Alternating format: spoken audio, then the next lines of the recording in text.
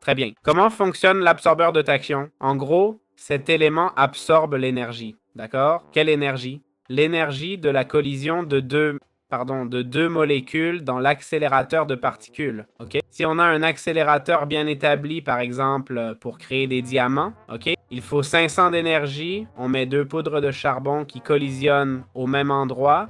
On place ces absorbeurs qui vont générer de l'énergie suite à cette explosion. OK? Important. Si un trou noir apparaît, on peut en tirer de l'énergie avec ça. OK? Avec l'absorbeur de tachyon, il faut mettre un générateur de pavés sous le trou. D'accord? Car le trou noir va constamment absorber des blocs. Si tu mets un générateur de pavés, il va les absorber. OK? Mets-le sous le trou, il absorbera les pavés sans tout détruire. Compris? Je le place ici pour éviter qu'il mange un objet important. OK? Voilà à quoi sert l'absorbeur de tachyon. C'est le dernier stade de production d'énergie. D'accord? Franchement, le mode Oritech m'a vraiment impressionné. J'adore tout le mode, en fait. Cette partie finale est cool, mais sans guide précis pour les accélérateurs, c'est flou. Sans recette spécifique, ça devient un peu lourd. Je n'ai pas réussi à faire de collision pour créer des objets. C'est dommage, tu vois?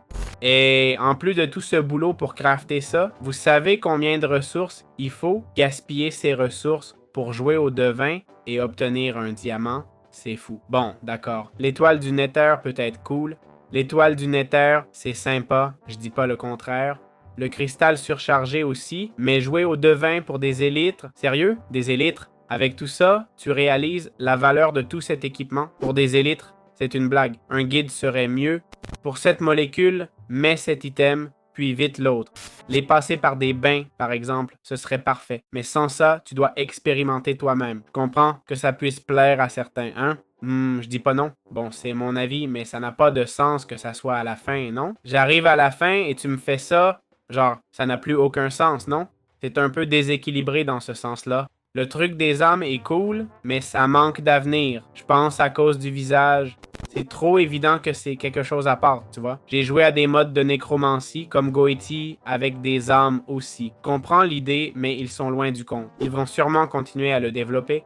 Ce mode a l'air génial, avec un super boulot, de très bonnes animations et un bon fonctionnement. Presque pas de bugs, sauf les cadres qui cassent et donnent des âmes, ou le générateur de lave qui se remplit tout seul après avoir pris un saut. À part ça, c'est un très bon mode que je recommande. Voilà, c'est tout. J'espère que ça vous a plu.